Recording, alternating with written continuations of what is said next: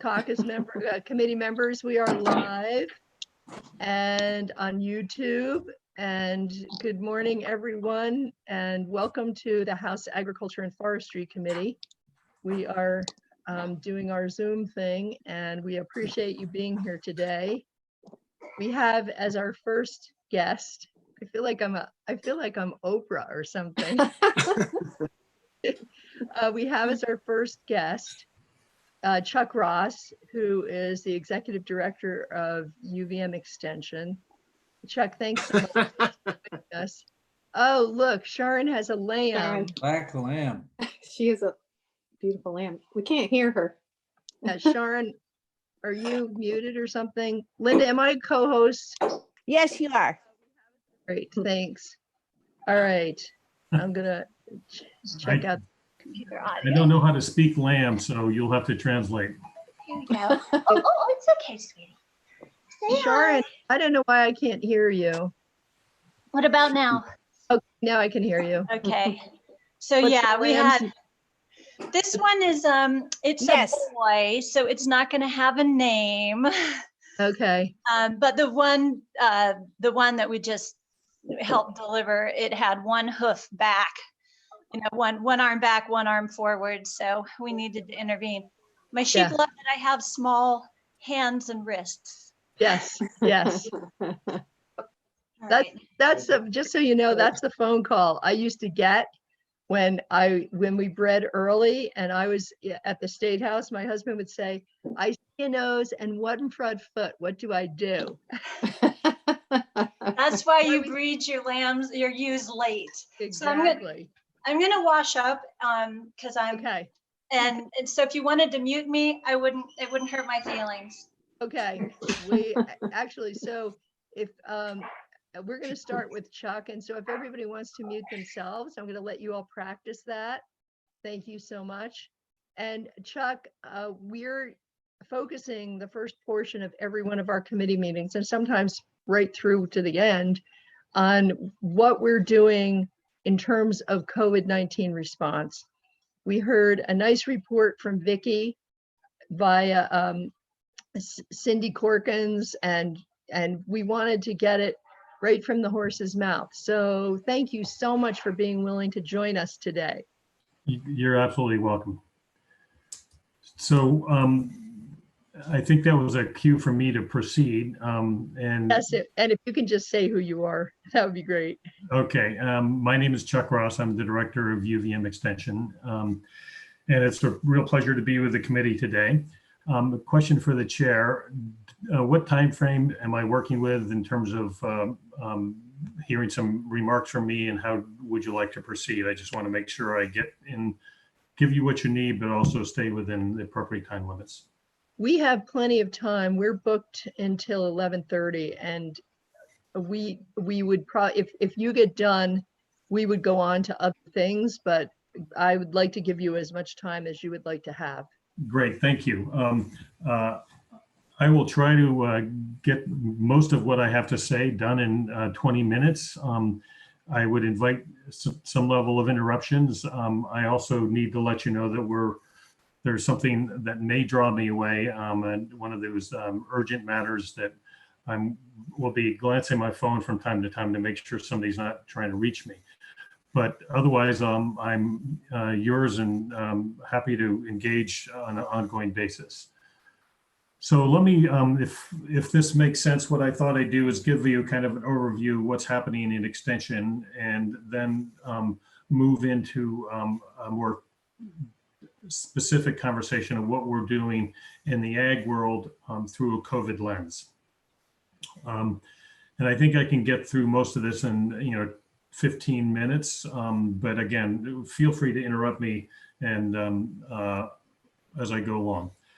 So Chuck, the committee has learned how to do the raise hand function. So if I see their hands raised, I'll call on them. They can unmute themselves and then ask their question, if that's okay. That works perfectly well.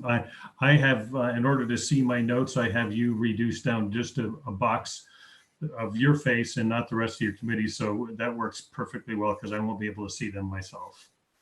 Fine. All right. So I'll launch in.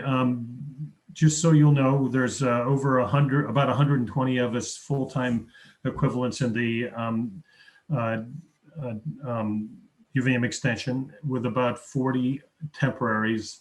That puts us about 160 people right now that are working in Vermont. And we have fully moved to remote functioning. Our offices are closed for physical use. We are monitoring the phones, so people who are trying to reach us via phone will have their, they can leave messages and they will be responded to. So we're trying to make the phones as fully functional as we can remotely. And everyone else is working from home and staying engaged. So that's the wonderful news. It's been a bit of a challenge, but we're up and going. All of our work that represents technical assistance, courses and conferences have been moved to remote venues. There have been a few outright cancellations of some things, but across the board, we're trying to maintain our continuity of work and engagement remotely. So we're also looking at everything right now, understandably, through a COVID lens. What are we doing? Who are we engaging with? How can we help Vermonters negotiate and mitigate the impact of the COVID epidemic? We're undertaking a number of things on the agricultural front that I'll just hit on broadly. Certainly focusing on produce handling, washing, and storage. We have been engaged on that from the get-go. Our food safety faculty member is fully engaged, providing technical assistance and webinar information. We're helping on the worker health and hygiene pieces. We're trying to assist on helping understand the farming community understand what's involved in distribution of their products. And we're staying engaged with the migrant worker population on the farms who are producing so much of the dairy products coming out of the state of Vermont. In addition, we're providing support to farmers as they navigate the changes in their business practices and continue to provide one-on-one consultations and providing education on how to do online marketing and sales. We've just put up a webinar recently to help folks walk through the process of moving to online sales. We're trying to communicate with all our various stakeholders, of which there are many, through a new webpage organization where we have COVID-oriented information. We're using social media. This week, we're providing 4 back-to-back across the fence programs that relate to negotiating and dealing with agriculture and COVID issues right now. And we're engaging in online farmer discussion group conversations. We are also trying to keep some essential infrastructure in place. That would include a plant diagnostic clinic, our cereal grain labs, testing lab, and we're also continuing to work the Master Gardener helpline. So those are a broad array of the things we're doing and the transition we've made, and trying to look at our ongoing work through a COVID lens, if you will.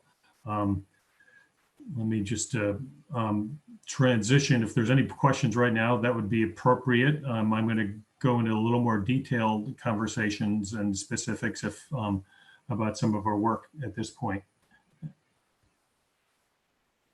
Oh, you're on mute. I have my hand There- up. Right. Yeah. Sorry. The phone rang and a long message got left, so I muted myself. But Sharon has her hand up. So does Tom. So we'll go to Sharon first. So Chuck, I have a question. Would you please share with Linda so she can pass it on to us kind of the contact information about the farmer discussion, the online farmer discussion group or groups that you have, so that we can make sure that our constituent farmers are aware of that and know how to get to it immediately? I will do the best we can. Some of these, I believe, are on the spontaneous side. I do know Lisa Chase, for example, is organizing a set of online discussions with the farming community that's been relying on agritourism and trying to help them shift and help understand their online sales. But I will get you the best information we have, understanding, as I said, some of this is a little spontaneous and going on the fly, and which has been the kind of the theme of our work for the last couple of 2.5 weeks as we've transitioned to remote, trying to continue to do our work. But thanks for the question. I'll do my best. Thank you. I appreciate that. Yep. Okay, thanks, Sharon. Tom? Yeah, Chuck, I had a phone call last night from a constituent asking about the status of farm laborers and what the agency and whoever, what the committee has dealt with in that area. They're concerned about the protection of farm workers from the virus. Good question. The circumstance of the farm workers, I will not know as well as some of my colleagues who are continuing to work with them on a daily basis. I think they have if I could surmise, they have both the advantages and disadvantages all at once. They have the advantages of being in a farm, which is somewhat isolated compared to the rest of society, but in some situations, they are, and many, I don't know how many, what percentage, but they're also at times having to work more closely than one might like, or live more closely than one might like because of their housing situation. We are trying to stay in touch with them and make sure they have continue to have access as best they can to healthcare services. Like all services, that's a little more challenging today for everybody, and certainly the case with them. It's exacerbated by my understanding that oftentimes there is a community of individuals that help transport those workers to various stops they need to make, including healthcare. And many of those volunteers are elderly, and as a consequence of their elderly status, they are refraining from providing those services out of protection for themselves and the people they live with. So it is not ideal. It is not as good as one would like, but we're trying to stay in touch with them. And is often the case, it's difficult to understand the whole community out there at any one moment in time, particularly at this time. Thank you. Yep. Thanks, Chuck. You're welcome. Happy to answer questions as I go along. Just thought I'd go through some more specifics that are really oriented toward the agricultural side of things. Good. We have an agriculture engineering program, and as I mentioned, they've just developed a online webinar that one can access that helps a farmer understand how to put their products online, and we're spending a fair amount of time working with the farming community on health and hygiene, produce handling, washing, and storage and distribution. And we've certainly been in touch with the farming community around CSAs, and then the ongoing conversation about farmers markets and how they can respond. Certainly farm stands, we have noticed and been engaged, have seen a dramatic, in many cases, a dramatic increase in their sales, and a new community of people purchasing and their products, and purchasing products at a higher level than they have in the past. Interestingly, I've said to my colleagues, as dire and difficult as this situation is, we need to keep our eyes peeled for seeds of recovery and ways to improve circumstances, and one of those seeds, if you will, is the significant turning to local food products in the state of Vermont, and significant sales increases by our many of our farm stands and farms that are engaging with the local market that's been elevated. The other thing we have been doing, I mentioned earlier, our agritourism program led by Dr. Lisa Chase is working with the Farm to Plate Agritourism Task Force to support those farmers and who are used to be open to visitors and now are not. And again, we are trying to support them to move to online sales, making sure they maintain communications with their customers, and using this opportunity when people cannot be on their farm to increase the farm safety circumstances on their farm, which is always an area where one can make improvements and provide greater assurances to the public when they can begin to resume. We're also fully engaging with our vegetable and berry growers. Our team, led by Vern Grubinger and Becky Madam and Hans Estrin, are very much involved in helping develop education materials and facilitating and sharing best practices among that community of growers so that they can continue to make progress and grow the product that is being demanded at the local level. Our Northwest Crops and Soils team is helping growers in the ag sector and providing support to the farmers that are in that community, largely focused in the northwest corner of the state, which bleeds into Orleans County, northern Chittenden, Lamoille, and Franklin County for sure. And they're providing an interesting array of services, and some of the things that they have actually helped organize are some educational programs focused on farming that are being picked up by some of the schools, interestingly enough. Our farmer health program is continuing to work providing health education and care coordination and trying to get services to the vulnerable populations on the farms, which I just spoke with the Representative Bach. That's our team in the Migrant Edge and Migrant Education Program, which includes reaching out to the children as well as the workers that fully engaged in that regard. Chuck, Yes. see that Tom's hand is up. Tom, did you put your hand up again, or did you just forget to lower it?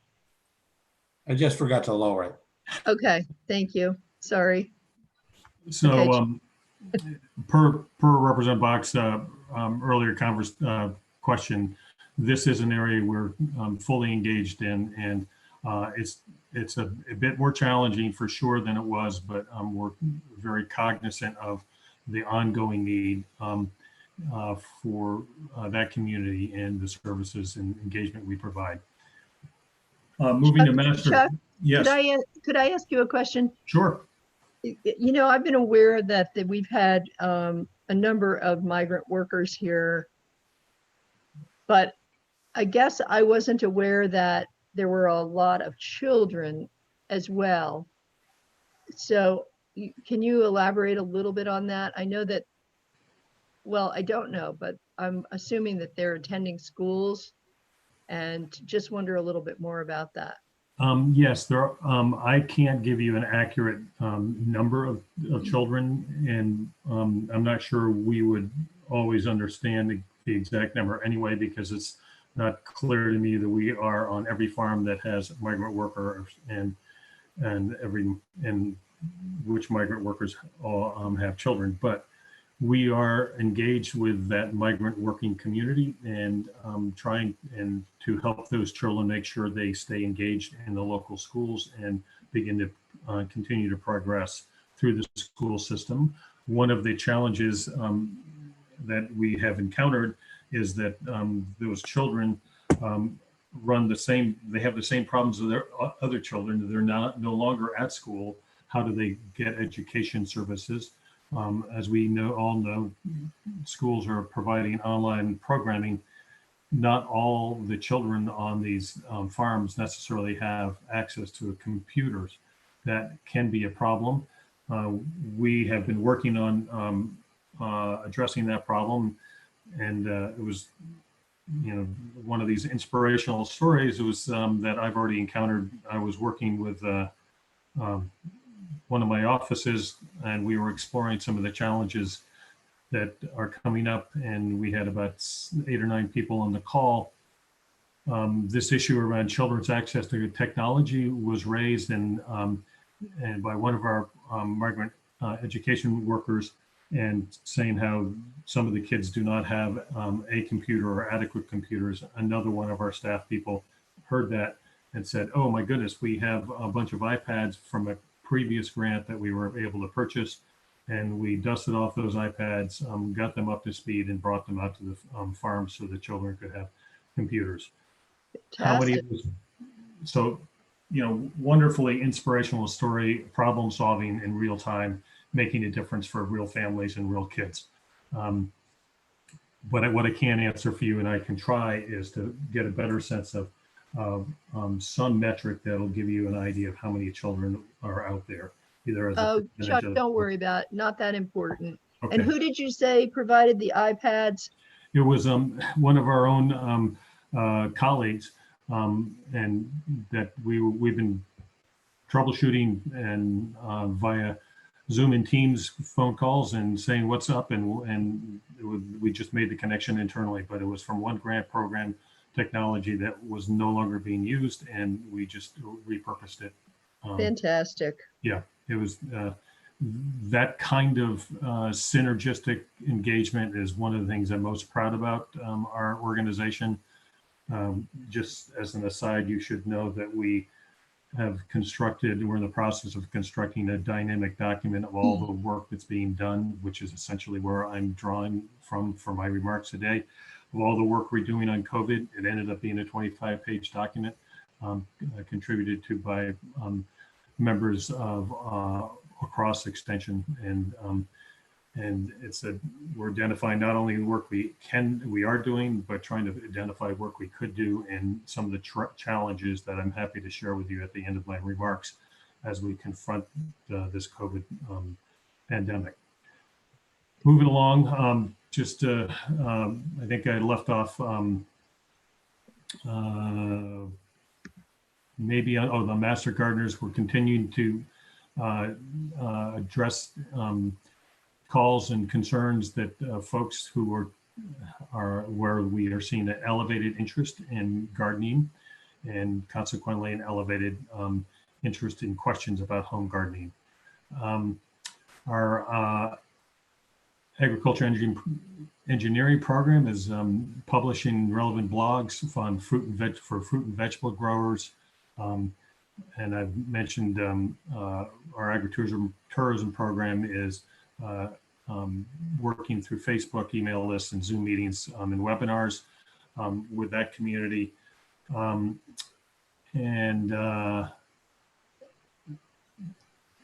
Our agricultural business team is continuing to do their business consultation with those that they already have agreements with, but they're also fielding additional calls from people who are not formally signed up. But we're trying to field as many calls as we can as people are confronted with new financial situations on their farm. Another piece that just to give you a sense of the commitment to extension to our communities in Vermont, the Northwest Crops and Soils team, in addition to providing farm services and moving many of their educational resources to the web and delivery via Zoom, are also organizing sewing of face masks for local hospitals. And as I mentioned earlier before, putting some educational activities that can be used online by schools if they so choose. I might also add that one of our programs that was highlighted came from 4-H, where my colleague Lauren Traster developed a play on words program called Quarantine, and quarantine is spelled with a Teen, as in teenager.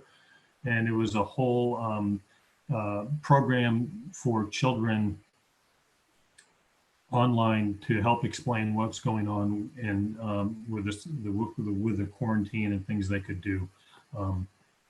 Chuck, Yes, John Bartholomew has his hand up. yes. Going back to interest in farming and gardening, you mentioned, we've noticed here in our own community that our normal sources of seeds, they're not shipping to people who aren't farmers, or they're totally out of seeds. I'm curious, is that just, you think that's just due to the increased interest, or are people hoarding seeds like as if they were toilet paper? I don't know that I'm in a place where I can answer that question accurately, Representative. I did hear that one of our local seed companies had a significant rush on their seeds. I will observe that there are unusual practices being conducted by consumers in various markets. We all know about the toilet paper syndrome, and there are a few other products that our folks are focusing on. So that's probably about as far as I should go, but speculating on seed purchasing. It would seem to be consistent with some other unusual practices. Chuck, Yes. I maybe all of us did, I'm not sure, but I heard yesterday that High Mowing Seeds is hiring folks. So, I think that's an indication of what's going on. That and I would agree with that. I had heard High Mowing Seeds that had significant sales already this year. Yeah. And So, these are some of this, what I call the seeds of recovery. That, the challenge for all of us in Vermont is to figure out how to nurture and sustain this new level of activity into the future. Chuck, Vicki Strong has her hand up. Sure. Vicki? Yeah. Good morning, Chuck. Good morning. When I talked with you last, we did mention the issue of milk being dumped. And then since then, over the weekend, it's coming out in the news. I had a reporter call me just to say that a local farm, Shaput in North Troy, has dumped milk. Do you know any more about what's happening as far as what you guys see? Unfortunately, Representative, I don't know more than I knew when we spoke earlier. I've heard similar stories, but I don't have anything other than third-hand information about it. I am aware that the dairy price is falling. It's projected to fall significantly lower than it is. And that is going to be really, really challenging. I just briefly read a report from the state of Florida. It's just to give you some context that there's a lot of agriculture that's aimed at restaurant markets, and that there's a lot of food and product that goes through restaurant markets that is now a dried up market. They're plowing fields in Florida because they don't have a market. I understand that our cheese producers in Vermont are facing similar problems around sales, and the restaurant market has dried up, and as a consequence, the demand for cheese products is diminishing, which will have a chain reaction impact at some point on the dairy producers. But those are related but not direct information to answer your question. I don't have better information than I did last week. Thank Okay. you. Thanks, Vicki, and thanks, Chuck. Sharon has her hand up, so does Tom, and then John O'Brien. Sharon? Thank you. Vicki, I know that the St. Albans Co-op has been taking milk and paying farmers, but then they have been disposing of the milk. I know, so I can answer to one region of the state. The other thing is that the program, the insurance program, the milk price, kind of, I forget what it's called, but it's an insurance program and farmers buy into it. And that way, if milk prices plummet, they're protected from that. Yes. And so I know that there's discussion about opening that program up and letting farmers sign in now, which is disturbing to those farmers who've been paying into it because it would essentially bankrupt the system pretty quickly. Sharon, that's the MMPP, Milk Market MMPP. Program. Mhm. Yeah.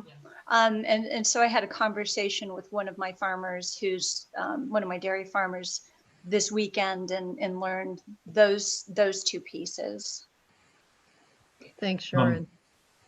Chuck, did you want to comment before I call on Tom? My comment to you on that, Representative, would be an issue that that's controlled at the USDA congressional level, because that's where that. Chuck, you were kind of breaking up there. I didn't get the first part of what you were saying. Sure. I'm suffering with the same thing many are, that we have multiple users on our Wi-Fi at home. So that's probably the explanation. That issue is an issue that needs to be dealt with by the USDA and Congress. So I would direct people towards the legislative representatives to figure out to what degree that is an issue and what the USDA and Congress may do to mitigate the risk there. Thanks. Tom Bach? Yeah, Chuck, just going back a little bit, I'm wondering, are you aware if the schools are still delivering food to these migrant children? I think they were attempting to do that, and I haven't heard anything. My understanding is yes. What I don't know, what percentage of those migrant workers' families are participating. I know that there was a very inspiring level of effort to continue to provide meals for children who are dependent upon school lunch and breakfast, and that is ongoing. What I don't know is to what degree that is happening in across the state. So I understood that some were getting it, but I don't know how ubiquitous that service is at this moment. I can probably get a handle on that as some of my colleagues who work in the FNEP program they're working on many of the food access issues that their community of people are confronted with, and I can ask and see if we can get back with some information. Thank you. You bet. Thanks, Tom. John O'Brien has his hand up. John? Thank you, Chuck. Thinking about money, last week, the Vermont Food Bank was in, and they had an ask, of course, because they have increased demand. Thinking of this federal CARES package. Yes. I wonder, given that your services now are probably, at least the focus has changed on some of them, and there's probably increased in some sectors. Is there anything we can do to help with an ask, or are you monitoring ways you might be able to get some increased federal dollars? We've been participating in briefings from the congressional delegation staff on what is in the CARES program, CARES legislation, and we understand there's likely to be another stimulus bill, if you will. I think they would call it C4, COVID-4. And so we're in the process of trying to understand exactly what is in those pieces of legislation. As late as last week, I think it was Thursday, I was on a call. And I'm not going to suggest I'm an authority on the details of those programs, but Erica Campbell from Senator Sanders' office, Ryan McLaren from Congressman Welch's office, and Tom Berry from Senator Leahy's office those Vermont staff do have some working documents that can help you understand better what's in the program. So some of this stuff is already done. There's a lot of latitude, is my understanding, within the USDA about how they want to expend those funds. Probably more latitude than may normally happens with the legislation. And I think those congressional delegation representatives can help you understand where there may be opportunity. They're a better place than me to understand how to leverage the opportunities in that legislation. But I would also suggest that when you engage them, you may want to talk to them about the C4 and see if there's some things that could be built into a C4 legislation. I just read yesterday that they're going to begin to start to pull together that information. Tom, is your hand up again? Okay, could you just lower it? You don't have to unmute yourself. I was just thinking this morning that we probably should hear from the federal delegation folks and had them on my list. So shaking of heads, nodding of heads rather, would everybody like that? Yeah? Okay, thank you. All right, Chuck, you want to continue? Sure. I'm getting towards the end of my detailed explanation, but there's a few more points that I think you might be interested in. We have the new Farmer Project and Women's Ag Network are continuing to share various resources and links on their website, ranging from production to labor to marketing and health insurance topics. That's a community of work that's led by Mary Peabody, who you may know of, and is really aimed at women and new farmers, and they've been at it for quite some time. So that's an ongoing effort, and they are trying to share as much information as they can with that community. The Farmers Health Program is also alive and well and trying to share information with farmers in both email and print wise, and trying to provide it in the appropriate language when it's necessary. And typically the language of need is Spanish. We do know that there is a need for more translation. We don't know how much, and we're trying to reach out with the Agency of Agriculture to understand what might be needed there.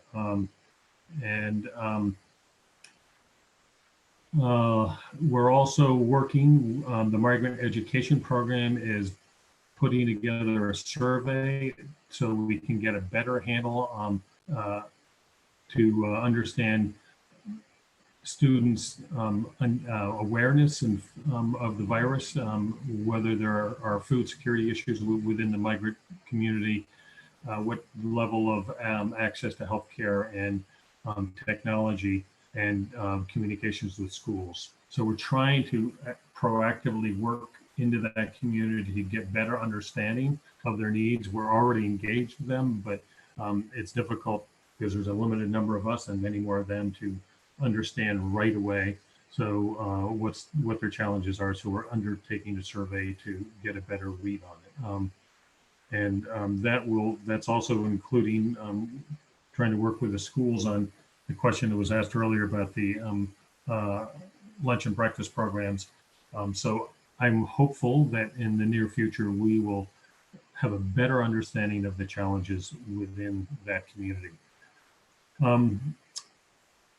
That's kind of an overarching summary of about 25 pages of work we've been compiling, of things we are currently working in. In that 25 pages, we've also identified a range of obstacles or challenges that, if you'd be interested, I'd be happy to share some of those. So in the event that might help you be aware of areas where we may need more people working on a problem to get a solution addressed. Well, if you'd like to spend a moment talking about that, excuse me, that would be fine. Okay, I'll be quick about it. Many of these are not going to be surprising to you. One of the ones we're certainly hearing about is labor, whether the H-2A program is going to work, how all that will play out, particularly given that some of the consulates for the countries where migrant workers come from are closed, so there's more difficulty moving things through. That process, clearly loss of revenue from direct sales is a problem for some farmers, whereas in other cases, there's some farms that are seeing substantial increases. The unstable market is a problem, and what we do know is there are many farmers that were tied to the restaurant community, and with the restaurants being shut down, they are in a world of hurt and are trying to repurpose, reorient their market. We already talked about the price of milk and its downturn, and that's difficulty.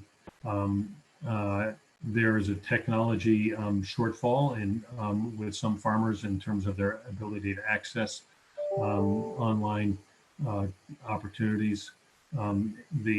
As is the restaurant market loss a problem, so is the institutional market.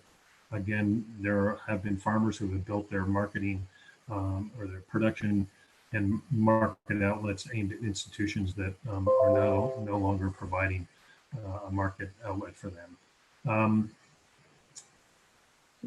Let's see. Chuck, could I just interject here? Sure.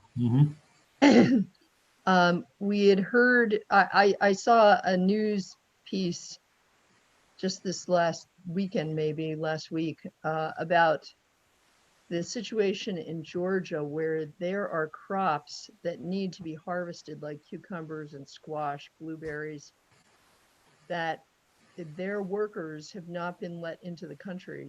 They're mostly from Guatemala, I guess. And so I anticipate that I've heard that Paul Harlow's workers, for instance, are going to be available, but I'm concerned too about this, this fall with the apple picking, and wonder if you've heard anything about that. I've heard concern because of some of the issues that have been confronting farmers elsewhere.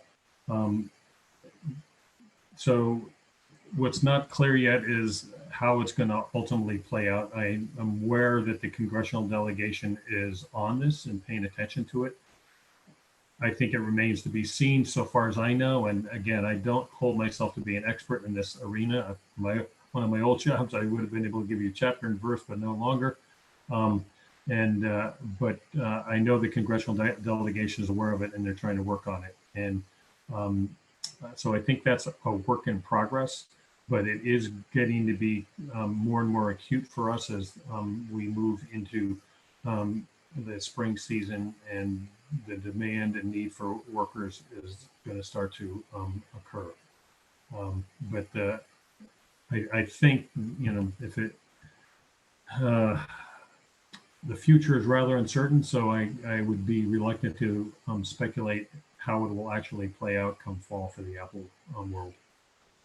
Okay, thanks, Chuck. Mm-hmm.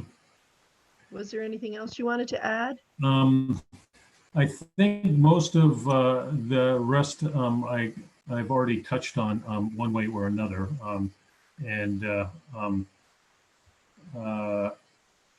just review my notes quickly. There's any number of variations on all the above themes, from transportation challenges for farm workers, and challenges around access to COVID testing. So it's hard to know who's sick and who's not. So that whole access effect of understanding what is happening and testing plays out in the agriculture community too. And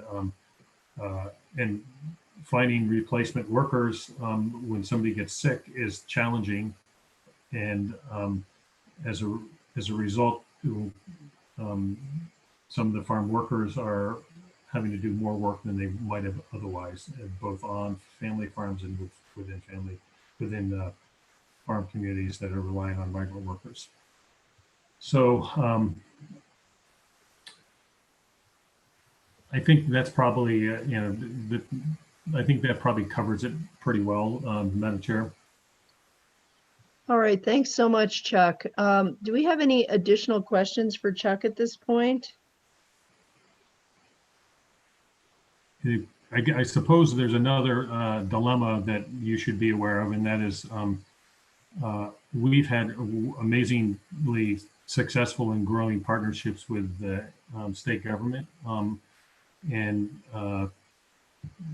we understand state government's is facing its own set of financial challenges, and so there are frankly risks to our programs, as we have relied upon funding from largely the federal level and from the state level, and we're deeply appreciative of the funding that the university gets that is channeled to on an annual basis. It's channeled to us, and we're deeply appreciative of the good partnerships we've had with various state agencies, it's I worry about what's going to happen if we see contractions in state agency funding or even federal funding. I'm actually hopeful the federal funding will somehow increase and enable us to backfill if necessary, but that is yet to be seen. So, so thank you. I would say proactively for all your, not proactively, thank you for your past work, rather, for supporting the state agency budgets that enable us to do quite a bit of the work we currently do. And just, I hope that you and we can weather the financial storm that feels like it's starting to impact the state as well. Thanks, Chuck. Thanks for your time today. I don't see any hands up, so I'm going to assume that no one has any questions. Mike, do you have it? Mike O'Grady, do you have a question? Okay. All right. Chuck, thank you so much for your time. We really appreciate it. If you have anything else you want to add, feel free to contact me or Linda Lehman, and we can have you back. Great. Well, thank you. I really appreciate it, and thank you for your committee's commitment to helping out in the world of agriculture and food systems. It's wonderful to have delegations like yours that have that kind of focus and concern. It's really helpful and frankly quite inspiring to those of my colleagues that work out in the field on a daily basis. Well, thanks, Chuck. We're getting used to this technology thing. We're doing pretty well here. So, thank you, though. Thanks for your work too. We really appreciate that. Vicki is clapping hands. I don't know if you can see that. She's got clapping hands. Yay. Well, thank you all. It's not I can't say it's a pleasure to work right now because it's really hard out there. But what's rewarding is to know that we're actually helping people out, and we know it's tough on everybody. And so it really is a time for all of us to come together, and I'm proud to be with a group of people that are as committed as my colleagues are to doing what they can to help Vermont communities, and particularly in many areas, including the farm and food arena. Great. Thanks, Chuck. Thank you. Yep. Feel free. You're welcome to stay on, but you're also welcome to leave the meeting. I'm gonna take leave because I've been monitoring through my left eye email messages or text messages about a breaking issue that we're having to manage. So I'm gonna get off right now, but feel free to call on me at any time, and I will share other information with you or Linda that as it comes up as we go forward. Okay, thanks, Chuck. Rodney's hand is up. Do you want to hang on 1 second, Chuck? Rodney, Sure. Do you have a question for Chuck?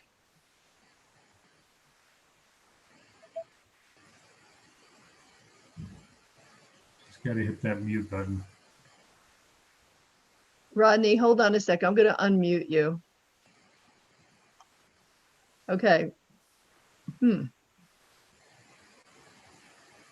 I can't, for some reason, The lower I'm- left-hand corner, Representative, there's a mute button with a here, microphone. now, no, Rodney's on. No, I know how to do this. It just wasn't reacting. So Rodney, you're on. Okay, not specifically for Chuck. I was just wondering on the same topic, if we could get an update from the agency, either Anson or Diane or something, on whether they have any new information on what programs farmers might be able to access. Yep, I will put that, I'll put that on the list. Thanks. Thanks, Rodney. You know, Okay, Chuck, Madam- we'll see you. Okay, well, Madam Chair, I thought there's one other thing you ought to know, and that is we are really working to constrain our field visits for obvious exposure reasons to only those that are absolutely critical. And so most of our work's being done remotely, not surprisingly, but I just wanted to share that we're trying to constrain our field visits for the benefit of the farmer and their families, as well as our own health and well-being. But if there is a critical need that you're aware of, let us know, and we can evaluate whether or not it'd be helpful to send somebody in person. Okay, thanks, Chuck. Yep. All right. All right. Take care, everyone. Thank you very much As for your you time. too. Yep, All right. Bye-bye. bye-bye. All right. Gang, Rodney, it looks like you were able to mute yourself. Is your hand still up? Okay, thanks. All right, I want to recap. Oh, John O'Brien, your hand is up. Yeah, before I forget, Carolyn, this came from Corey Chapman, our Tunbridge Dairy, one of our Tunbridge Dairy farmers this morning, in part of the CARES package relief bill under the SBA.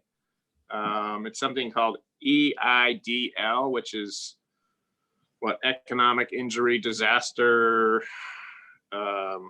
something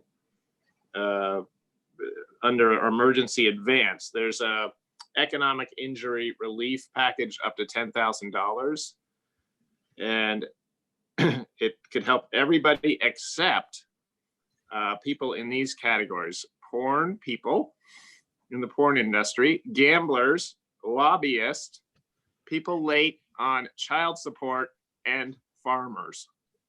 Farmers. Yeah. How bizarre is that? Yay.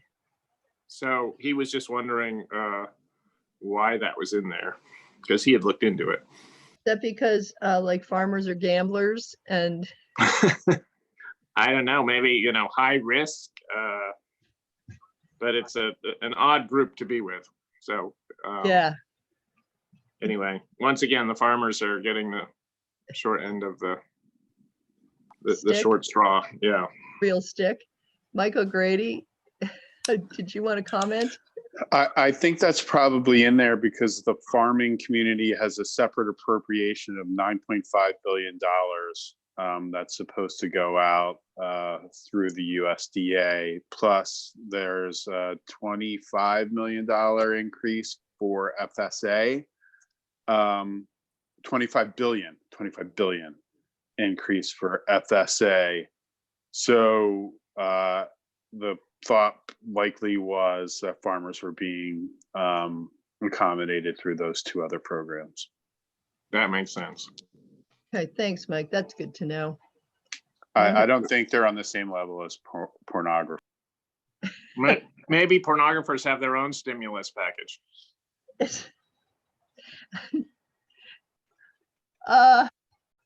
Was pornography on that list of people who weren't going to benefit along with corn and farmers and gamblers?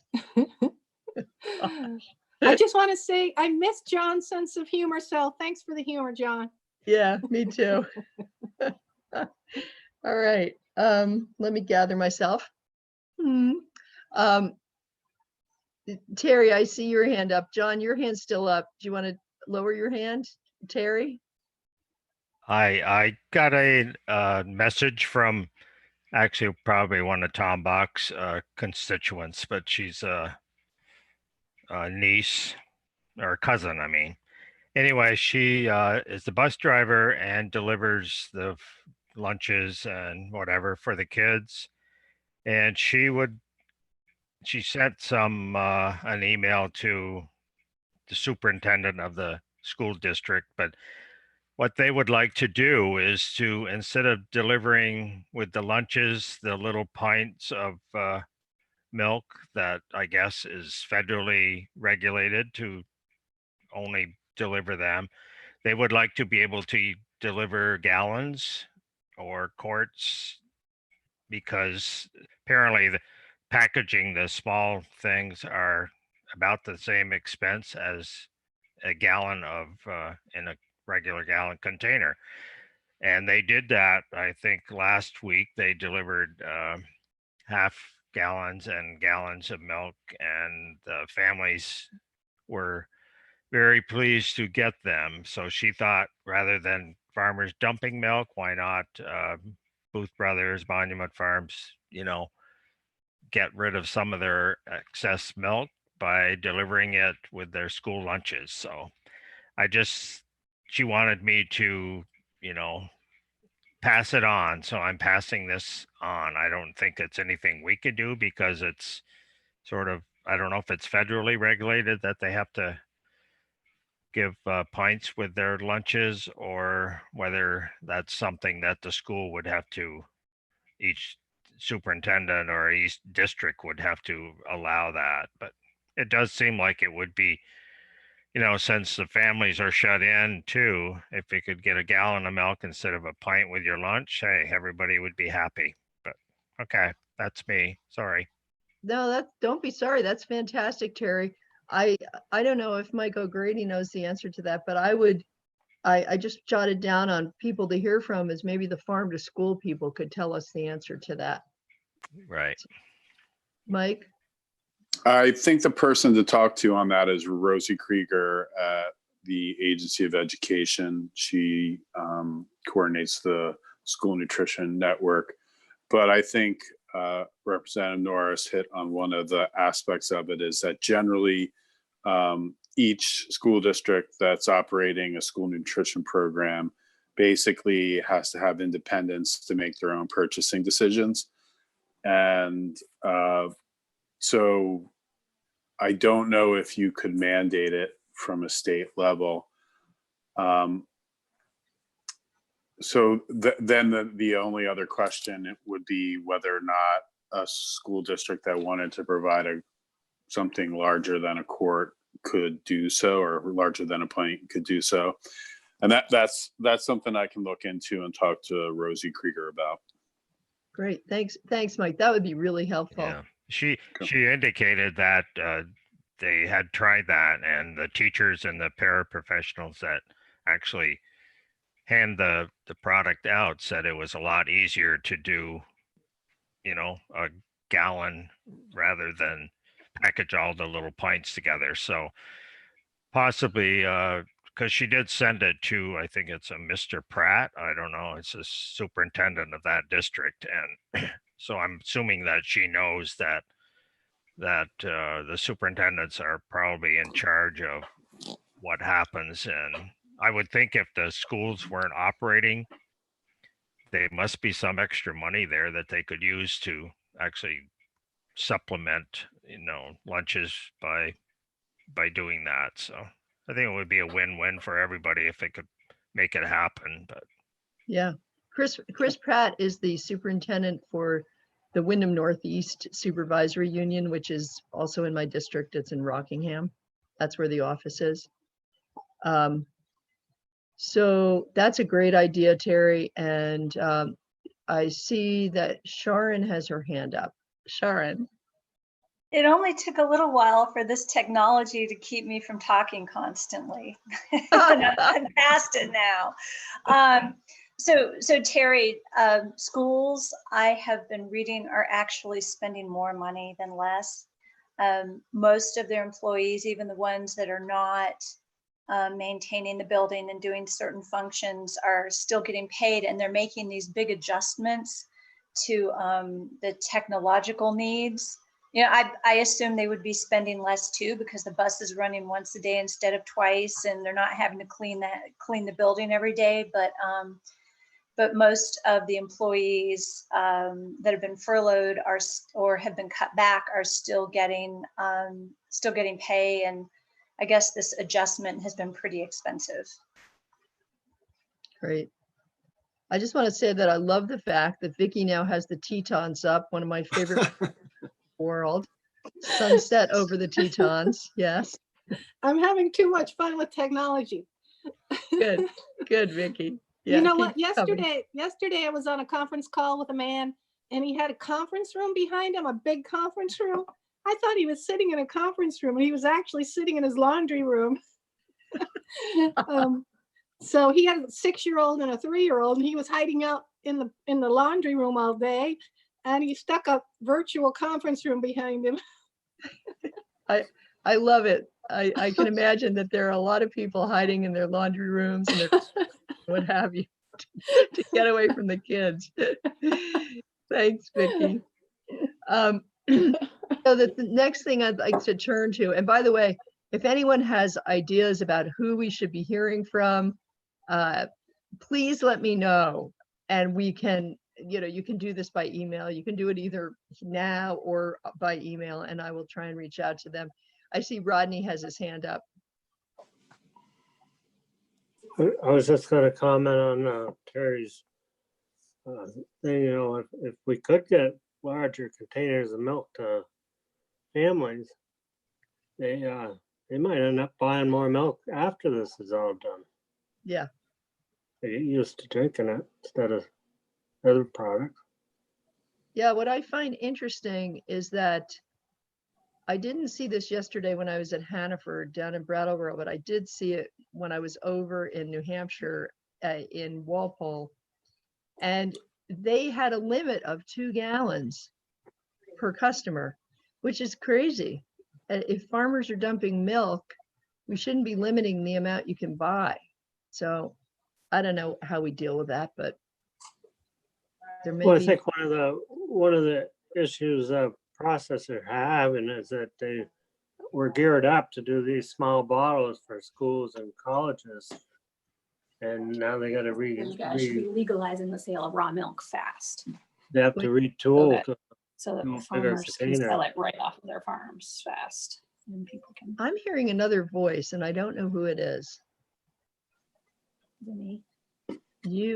Everybody's, oh, John, you're not muted. Right, I had a question. Okay. It was Rodney, are me, you done? Rodney? Hello, Rod. Are you done, Rodney? Okay. All right. John O'Brien. Just considering that Easter is coming up, and also how important school lunches are to nutrition, I was wondering if we could follow up on what Terry suggested, and maybe have schools include a dozen eggs or a half dozen eggs in with say Friday's school lunch delivery. Okay, Mike O'Grady, when you talk to Rosie Krieger, do you want to ask her that question as well as the larger containers of milk, perhaps including eggs? I don't know quite how that would work. But the Vermont Food Bank might be able to help there. Yeah. So I am emailing Rosie right now. I will ask her the question regarding eggs. I think you talked to the Vermont Food Bank already, correct? Yes. And John is still pursuing additional funding streams in both the short term and long term. The stimulus bills do have money for food assistance, but John doesn't believe that it will be sufficient to meet the needs in Vermont due to the increased demand that's ongoing and that it will be expected over the next 6 months. Right.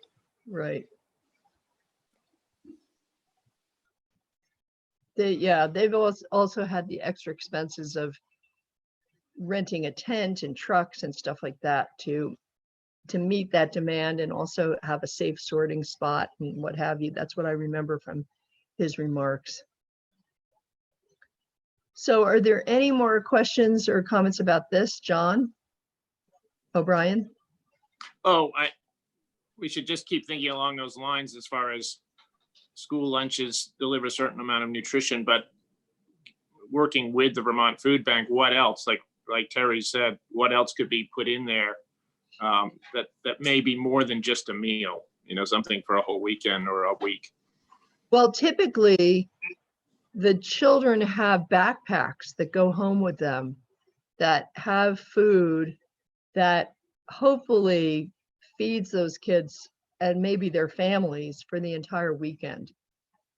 And I know that that's something that's gone on, I believe, in Townsend, in Chester. I'm not sure about Chester, but it's one of those things that has been ongoing. It was established quite a while ago, I'd say years ago, to do the backpack, because they realized the kids were going home and they might not even get a meal over the weekend, which I think is just crazy in this land of plenty. So Right, Tunbridge does that, but it's only about half a dozen kids who are qualifying for that. yeah, and maybe other families don't need it. When we sent the word out to Wyndham children, and granted there are only 19 of them, but when we sent the word out, no one said they needed help. And I think that they felt comfortable to say so if they did. So yeah, but these are all good thoughts.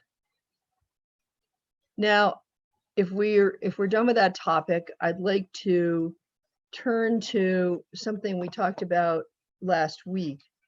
And that was just to do a recap, we are aware of the food residuals situation. Well, first of all, let's say that we had testimony regarding some language that we wanted to add to the housekeeping bill regarding hemp. And I'm trying to remember what that was. Was that a date change or something? But Mike O'Grady, that hemp language that we wanted to add to the housekeeping bill. I think we were all in agreement with that. Yes, I believe you all thumbs up that language. Yes. That language, it would be session law language that would clarify that during the 2020 growing season, that the growing and processing of hemp would be regulated under the 2014 Farm Bill and the authority of the state to implement an agricultural pilot program, study program of hemp. It would not, growing and processing would not be governed under the 2018 Farm Bill and the interim USDA rules because Vermont has not yet had their state program approved under the 2018 Farm Bill. However, USDA has said that any state that was previously operating a pilot program can continue to operate that pilot program until October 31st of 2020. So Okay. it's just a clarification. It's to avoid any conflict with some of the references in statute to the 2018 Farm Bill. And it's just to clarify that growing and processing can continue even though the state does not have that approved state hemp program right now. Okay, great. And then we also had some conversation about 336, which has to do with the standards for the sale of hemp seeds. And I think most of us were on board with that. And Tom, you were saying you were coming around on that. Just wondering if you had made up your mind for sure. Do you want to unmute yourself and let us know? I'm good. Okay, Tom is good. And so I'm happy about that. Are there any more questions about the hemp seed standard bill? So this is Mike O'Grady. My only question is, I've heard Carrie voice some concerns about whether the agency can stand this program up. under 336 in the next year. And that's the only concern I've heard Okay, since. yeah, go ahead. It's the only concern I've heard since 336 passed the Senate. Okay, so Carrie's on this, although he's not here with video. Carrie, do you want to unmute yourself? And you can show yourself or not, but do you want to comment? I think I heard you say that you could. We can. It's going to take multiple years to stand up the seed certification portion of the bill. But will begin as soon as it passes. Will begin in July, but it might take 18 months to 2 years to get a seed certification in place. The label guarantees will be able to do that immediately with the staff that we have. Okay. So could you say that again, 18 to 24 months to totally set up certification? Yeah, and that's just because it's a process we will go through with other certifying agencies, and the technology, not the industry, is still young enough that it'll be a little bit of time before we have stable varieties grown in Vermont that are certifiable. Okay, So it'll take a few growing seasons for us to have true certified seeds, and we will be working with the folks at UVM, Heather Darby's folks, to sort of establish the criteria for seed certification. okay. But what can you do immediately? Say that again. The feminization guarantee and the weed seed and the germination guarantee. Okay, And that's what we heard most of the folks having concern with. okay. All right.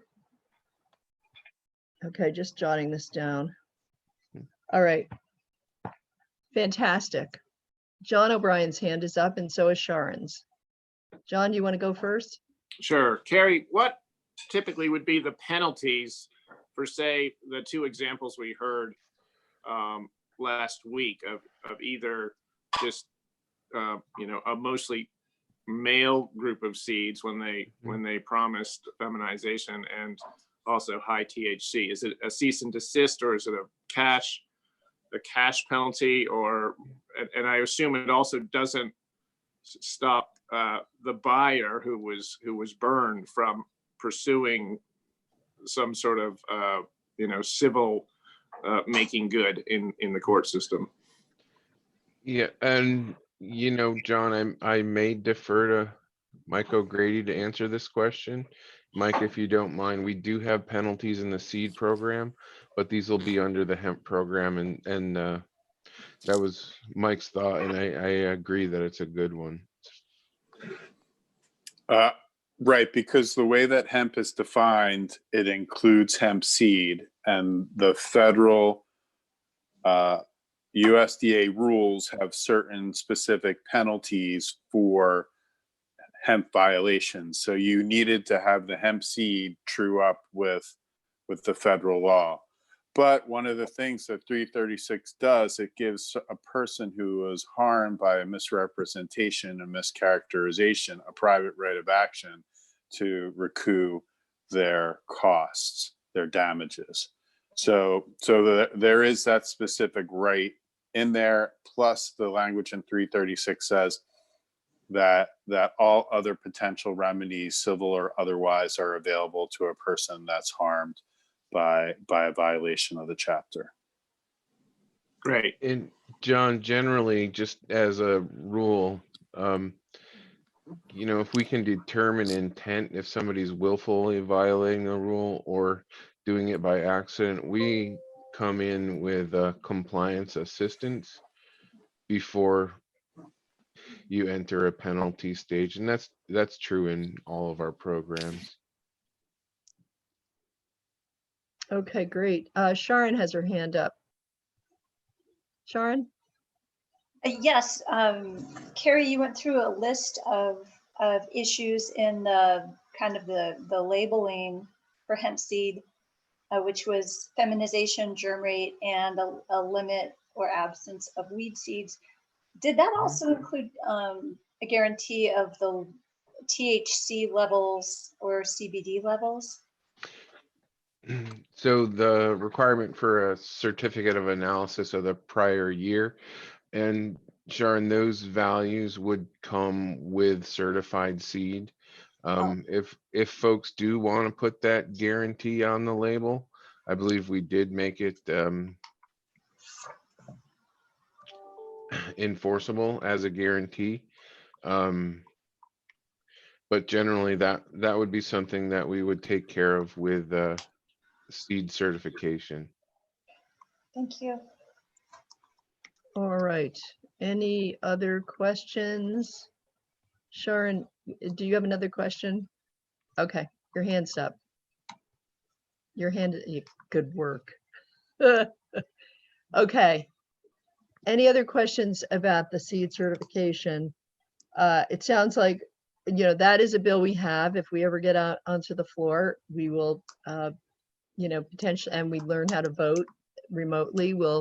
And I think, by the way, we're going to do that with Chief at some point today. Linda sent out the notification that we would be learning that. So we would vote that out. And then the next thing that I'd like to talk about right now has to do with the soil enhancement bill, which is S-265.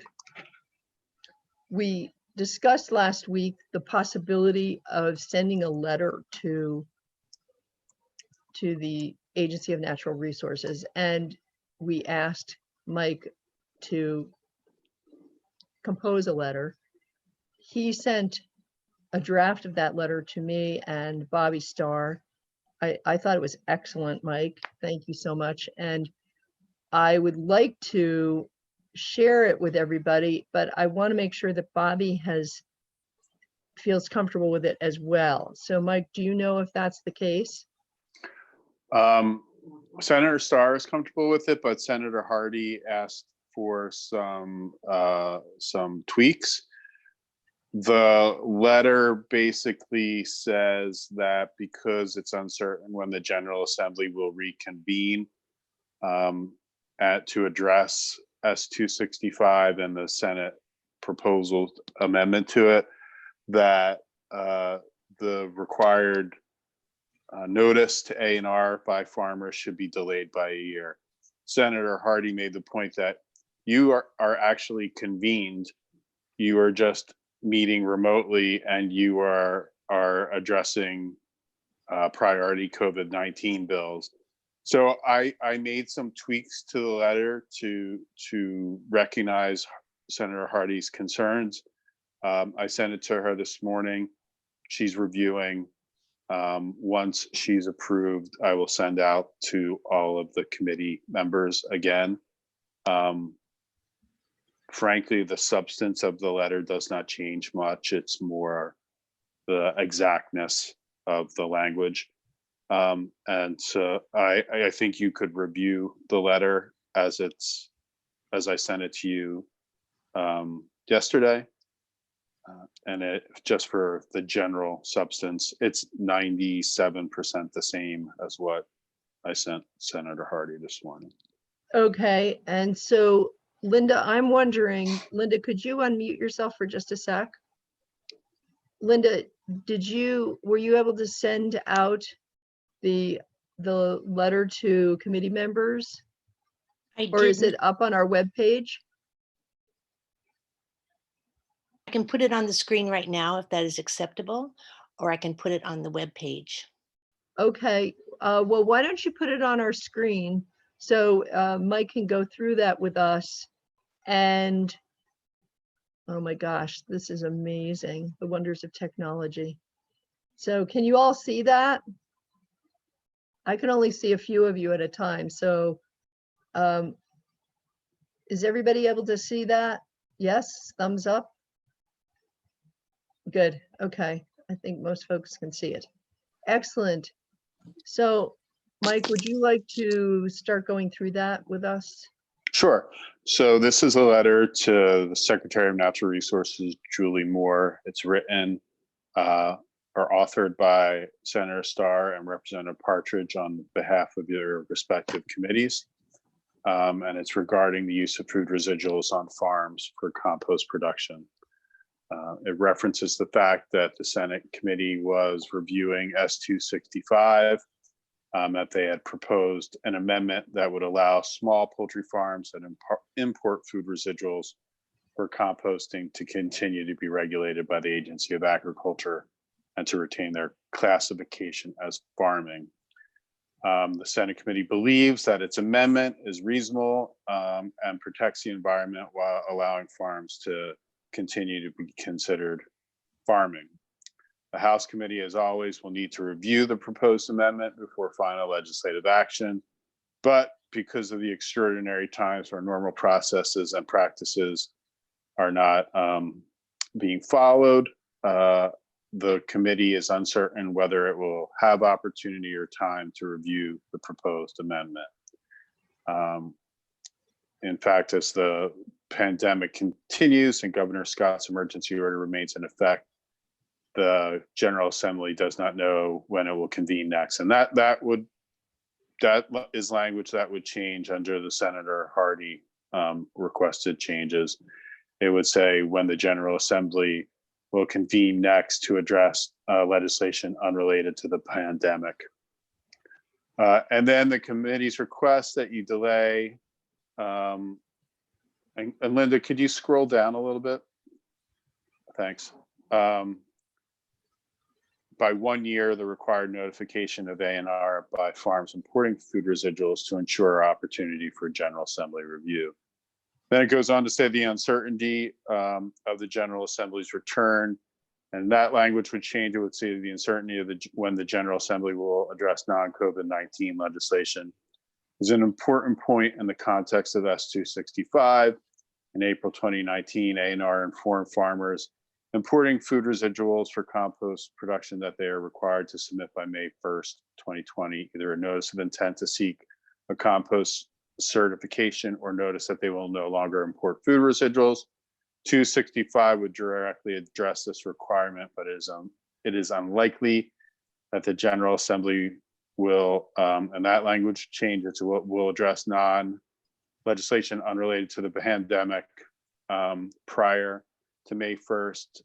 And in addition, the House committee will not have the opportunity to review the Senate committee amendment by May 1st, 2020. So, and then it goes on to say, if notice of intent is not delayed, farmers likely will be placed in the unfortunate situation of initiating compliance with A&R solid waste management rules, only to learn in 2021 that the General Assembly required farms importing food residuals to continue to be regulated by the Agency of Agriculture. And Linda, can you scroll down a little bit for me, please? This would cause farmers unnecessary time, effort, and expense. A&R also would expend administrative staff time and effort that could be better dedicated to other activities. A 1-year delay in application of the A&R rule to allow General Assembly review is necessary only due to limitations imposed by the pandemic. The requested delay will allow for full legislative review, avoid unnecessary expense and administrative burden by farms, and allow A&R to better use staff and resources. We believe that it is the best alternative for all parties at this time. And then please feel free to contact either or both of us if you need additional information or have questions. Great, thanks, Mike. So committee, do you have questions or thoughts to improve this or anything you want to say? I'm not seeing any hands up. I'm getting thumbs up from Sharon, Vicky, Rodney, John. John Bartholomew has his hand up. Terry's thumb is up. So John? I was just going to say it sounds great. So Okay, great. I Thank guess you. it's same as putting my thumbs up. Okay, good. Thank you. All right, that looks really good, Mike. So when you get the final copy done, if you could send that to Linda, and then I'm happy to sign that on behalf of the committee. As long as they approve of the changes, we'll be all set. Sure. So your signature is going to be a little bit of an issue. I have an old PDF with your signature, and I'm able to cut and paste it onto the document and multiple checks that I've been cashing. And I just wanted to let you know that I'll show you the PDF of that. The signature looks a little funky. I've been playing with it. I can't get it to be perfect, but I'll let you and Senator Starr review and let me know if you want to send it out the way that it's formatted. So anybody who wants to instruct me on how to do an electronic signature may do so, or I could I suppose I could do it in magic marker or something, and like a Sharpie, and then take a picture of it and send it to you. I don't know if you know. That's basically what I've done with the PDF. Yeah. I took a letter that you and Bobby wrote in 2018 to Secretary Tebbets about milk supply, and I just used the signature line. But it's not perfect. It looks pretty good, but it's not perfect. Okay. All right. Well, we can work on that. And I also have authorized you to forge my signature. I have done that before too. Yes. Good. Good. All right.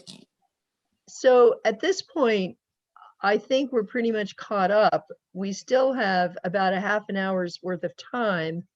And I'm wondering if there's anything that Mike, you would like to share with us, or Carrie, if you have something, feel free to unmute yourself and let us know. Mike, you're unmuted. You want to talk to us a little bit? So the one thing I would want to let you know is that A&R submitted language proposing to delay the universal recycling law for food residuals by 6 months.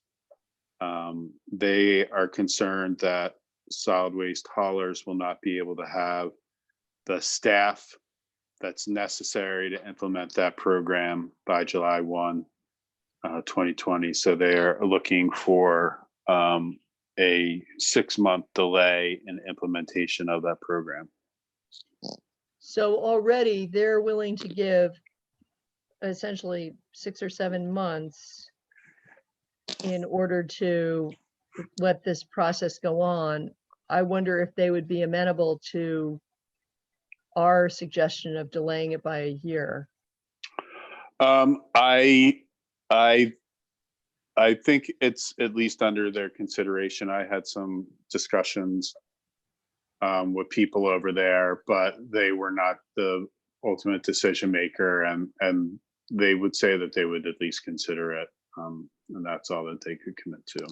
Okay, great. I see Carrie's hand is up. Carrie, you want to unmute yourself? Thanks. Yep. So I've seen the language that A&R is going to propose about delaying until January of 2021, but it doesn't change the requirement of the people accepting food scraps on farms to file a permit application. So that was already delayed a year by last year's legislature. And what I saw, and Mike, please correct me if I'm wrong, but it doesn't delay the requirement for these entities to file for a permit. It does have provisions for the haulers, but I didn't see where that was the case. Yeah, that's correct. It doesn't address the farms that are importing food residuals at all. Oh, so it doesn't. No, it's only about delaying it's for haulers, and it's for the overall generators of waste, because July 1, 2020 is when universal recycling goes into effect for everyone. Everyone needs to manage food residuals on their own property or arrange for their disposal. They are delaying that by 6 months, and they are delaying by 6 months the requirement that solid waste haulers pick up food residuals from, or offer to pick up food residuals from non-residential customers in apartment buildings with 4 or more residential units. The farms and their requirement to get a solid waste certification if they're importing food residuals for compost, that is not changing. Carrie is correct. So this doesn't really help the situation we've been dealing with. Well, I mean, go ahead, Karen. No, I was gonna say it starts the conversation. Right, but if the farmers Sorry, still have to submit by May 1st or whatever the date, May 1st, their intent to get a solid waste permit, that's problematic, right?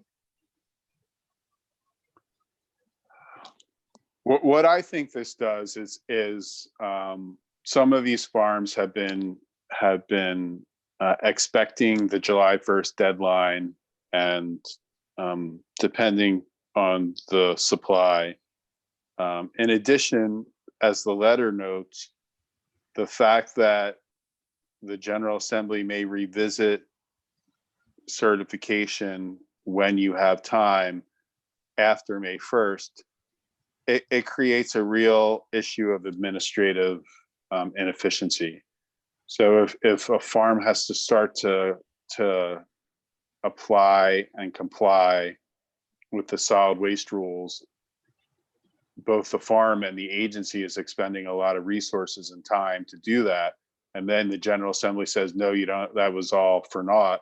That doesn't make a lot of sense to start the program now, if it's a likelihood that the legislature will address this in the future. So I think Carrie's correct. I think this starts the conversation, or at least puts farms that are importing food residuals for composting as part of the conversation. I think it's a starter. Okay, but it sounds to me like the letter should definitely go forward with our request. I agree. I think you want to have that on the record and formalized. Okay. All right. Are there any other, Carrie, your hand is up. It is. I don't want to dissuade you, or I just provide some, I'm going to use my emergency management speak here, but provide some situational awareness for you. And I don't know if it's changed or not, but both the Agency of Ag and the Agency of Natural Resources was called into Senate Natural Resources to talk about this issue the week before everybody was sent home. And at that time, the Agency of Natural Resources testimony was their least favorable option was delaying this for a year, because it really upsets the implementation of the entire solid waste management rule. And that was testimony that Kathy Jamison gave. I think before you go too far with the letter, it might be worth reaching out to Julie directly. I'm not sure. I'm not going to tell you how to work, but that was what I had heard in Senate Natural for your information. Okay, thanks, Carrie. So Mike, do you want to reach out to Julie, or do you think that's something, because it's a Senate bill, that Bobby should do? What do you think? I think the letter serves that purpose. I understand Kathy Jamison's point about the delay causing some administrative issues with implementation of the solid waste rule. But frankly, the solid waste rule needs to be approved and implemented. And I'm not so sure that that's a done deal over the next 6 to 12 months. In addition, even if it is approved by LCAR, Elcar and the agency can agree to a different effective date for the composting provisions as it applies to farms. So I understand Kathy's point. It is an administrative issue that would need to be dealt with in the implementation of the solid waste rule, but it is addressable. Okay, any thoughts about that, Carrie? No, I just wanted to bring that to your attention. And it would probably a conversation we would have had not on the record had everybody been still in Montpelier. So Okay. All right. Anything else? Any questions about this issue? Are people still feeling like they would like to send that letter, have that letter go forward? Nodding of heads, yes. Thumbs up, yes. John Bartholomew, you want to give me a thumbs up or a smile or a nod? Yes. I'm not sure I have a strong opinion, so I'm kind of, how about? It's Okay. fine. It's fine. Okay, thanks. All right, good. So that kind of brings us to the end of what we were going to talk about right now. And I'm wondering if,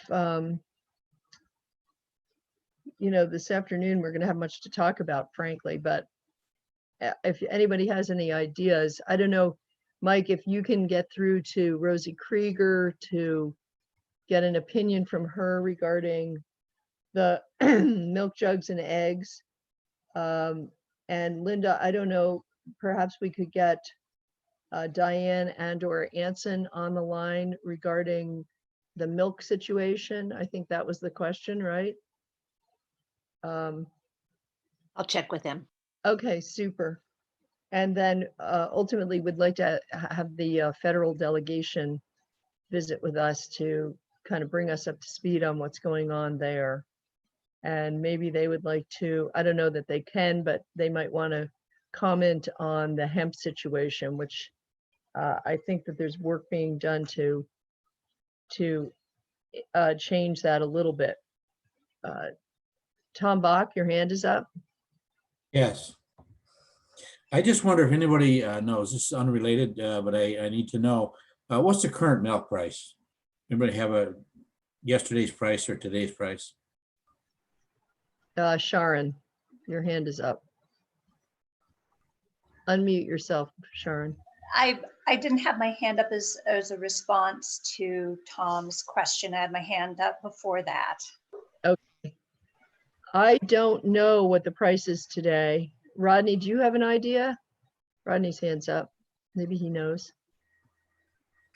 My understanding is that conventional milk price has dropped to around $15 a hundred and expected to go to like Rodney, Rodney, you're breaking up.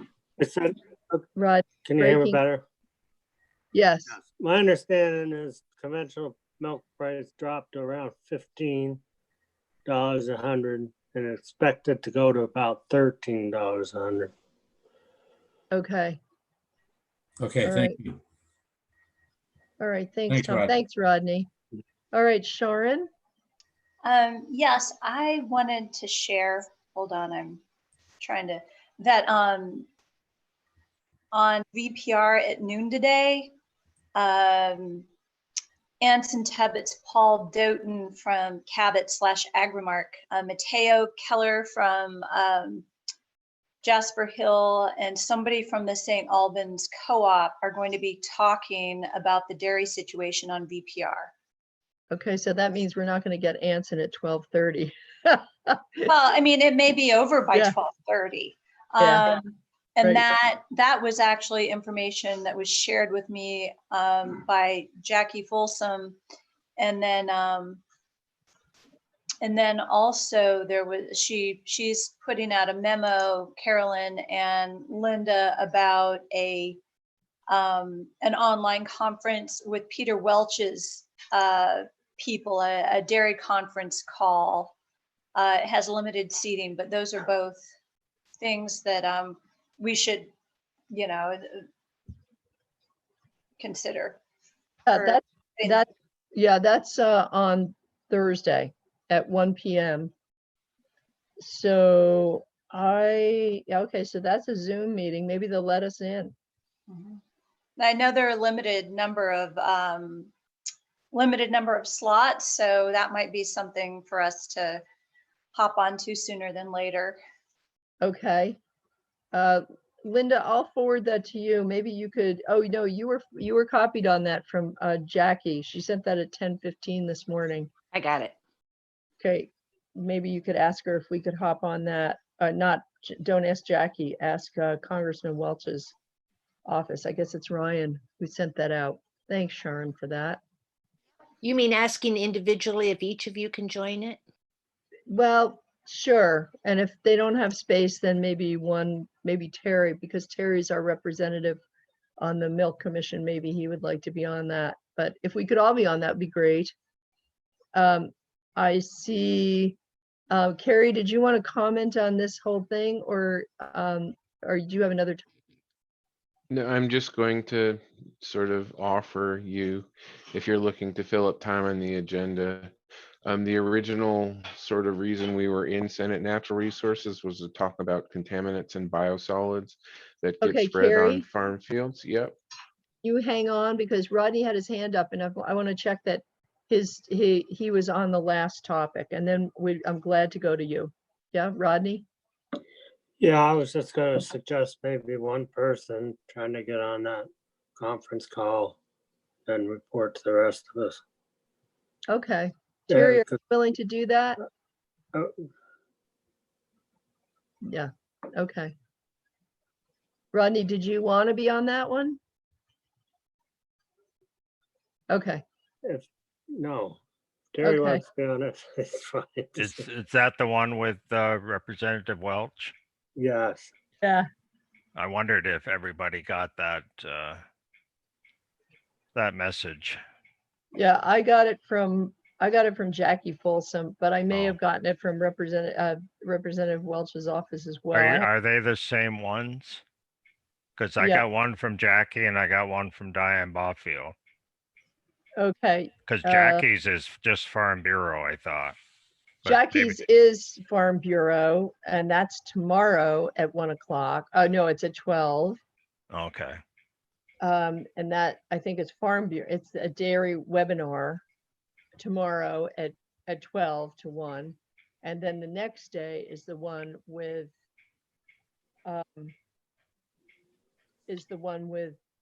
Representative Welch's office. Okay. Yeah, and that one is at 1. Okay, well, we can talk about it and see who would like to attend those meetings, and maybe all of us should be on the webinar that with the Farm Bureau, if that's okay with Jackie. So Rodney, your hand is still up. Did you want to say something else? Okay, hand is down. Okay, Carrie, did you want to talk about something? We have about 15 minutes. I was going to just offer to provide you with the testimony that I thought was going to be giving this morning in Senate Ag, which the original invite was for this morning, but it's been moved to Thursday. And that Okay. is biosolid applications to farm fields and potential PFOA, PFOS contamination of the soil and groundwater and potentially crops grown in those fields. Okay. Can you say a little bit, just briefly, about how that process works, what biosolids are, and Yeah. like the nutshell Mhm. version? The nutshell version is currently Class B biosolids, which would be sludge and septage. Goes through a permitting process through the Agency of Natural Resources to be spread on ag land. And sometimes tipping fees are offered and sometimes not. Sometimes it's the landowner who owns the property and rents it to a farmer. The program that A&R runs monitors those for pathogen kill in heavy metals. We're now finding regulated PFAS chemicals, and those are contaminating soil and groundwater and have a pathway to get into milk. That it's also true of the Class A exceptional quality biosolids, again, which is wastewater treatment residuals. But the Class A are usually sold as soil amendments. And they do get the pathogen test and heavy metal test, but nothing, no oversight of potential contaminants. And those contaminants are, again, the PFAS compounds. We're working with the Agency of Natural Resources to determine how many farms are impacted. They've done cursory soil screening on some of these fields. Also, some of the groundwater tests are being done, and we're essentially taking the data that they derive and running it through a formula, if you will, that was developed in Maine that sort of models how much of the PFOA, PFOS compounds could end up in the crops and could potentially end up in milk. That's the nutshell version. Okay. I did provide language that was going to partner with the food residuals bill about what establishing a program to manage that at the agency would look like. But it's currently homeless. If Okay. So one of the concerns about this is that if PFOAs or PFOSs show up in milk, it has to be dumped. Yeah, we've been working with the health department to determine what reasonable or safe level is in a commodity.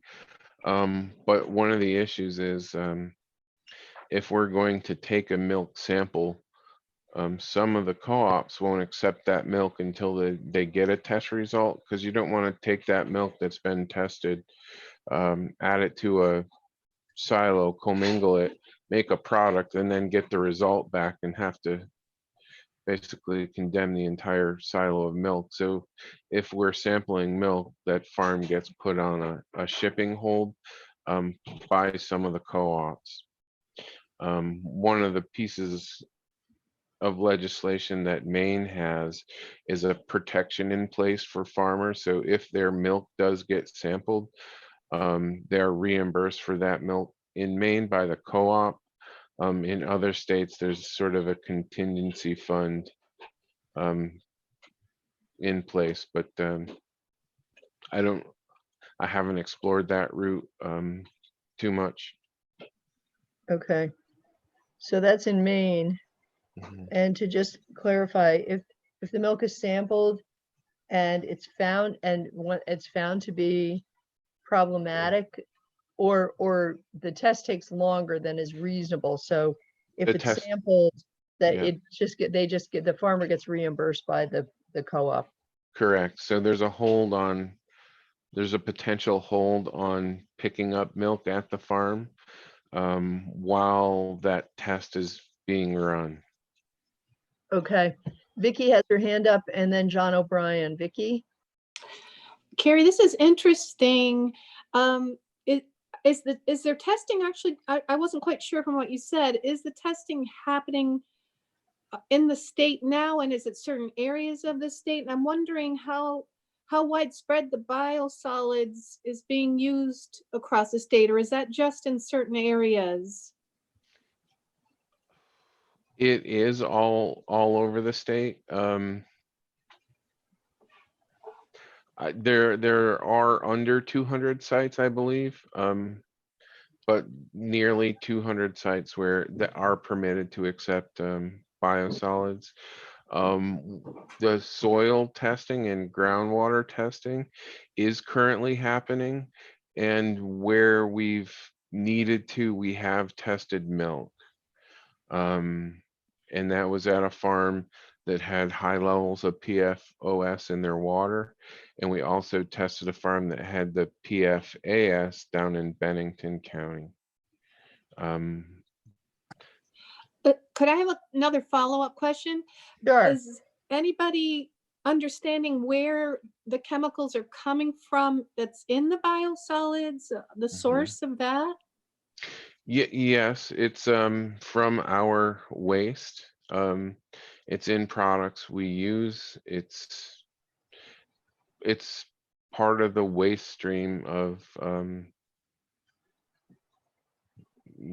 our waste. This isn't the one sort of in Bennington. It was from a manufacturing facility. But in the sludge and septage and biosolids, it's from homeowner generated waste or municipally or industrial generated waste. Okay, and so Carrie, most of these municipal wastewater treatment places are in a town or what we would call a city. Yeah. Yes, yep. But it's also an issue in the septage, and that's the pumped out septic tanks. And in some instances, the septage is not any better, and in some cases worse than the actual sludge from the Okay. treatment plant. Okay, so when those of us who have septic tanks get them pumped out, that is taken usually to a municipal wastewater treatment plant. And Or land applied, yes, directly? directly. Some of that gets land applied directly under a permit. Oh my. I'm whimpering here. I'll move on to John O'Brien had his hand up. So John, you're muted, John. Hold on, John. There we go. John? Along the same lines, is there any testing done of that septage or sludge before it becomes an agricultural input? That's what the language that we provided would accomplish. Yep. So that So you wouldn't. currently no. We can do that if something is sold as a fertilizer or soil amendment. We will require that. But some of these aren't sold as soil amendments or fertilizers, and we can't. And we would like that authority to do that. So if you could screen it before it becomes an input, then you'd never have to test the milk. Correct. For that. Okay. Mike O'Grady? So when you land apply septage, it is supposed to conform with the ANR solid waste rule. And there are standards in that for things like heavy metals that the septage would need to meet, but there's no PFAS standard in the ANR rule for land application of septage. So there are standards that need to be met, but there's currently not one for PFAS. Do you know if they're thinking about having a PFAS standard, Mike? I think they're thinking about PFAS a lot. And I do think that they're contemplating what to do about land application. Okay, thanks.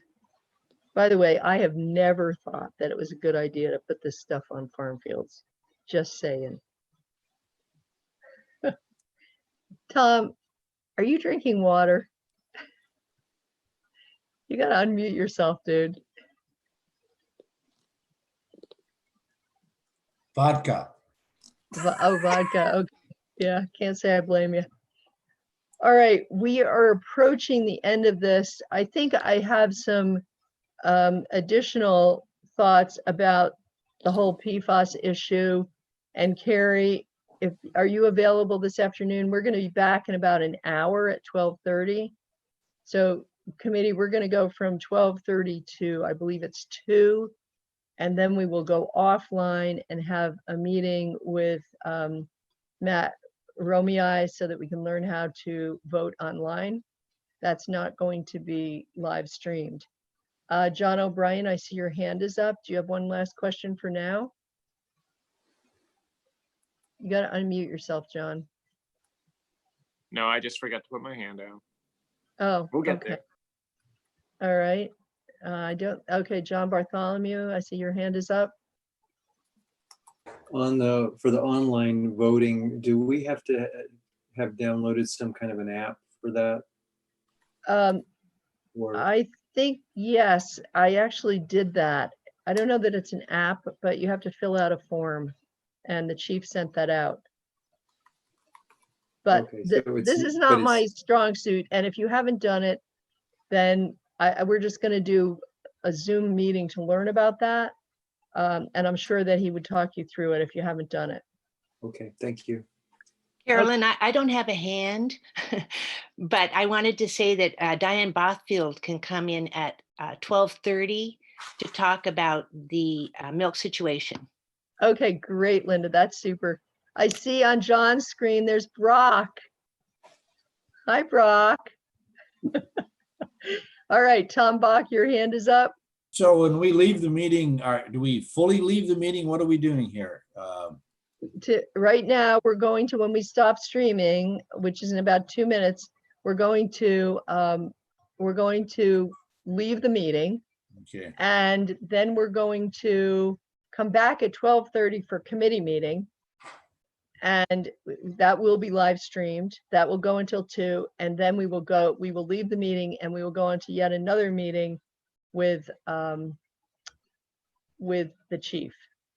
Okay. So right now we're leaving the meeting. Yes. Fully. And then Yes. And then you will come back on at 12:30. Okay. And Linda, do you have to send out another invitation for this other meeting? Yes, I do. You'll be getting it shortly, well, hopefully around 11:45. Okay, great. And John Bartholomew, your hand's up again.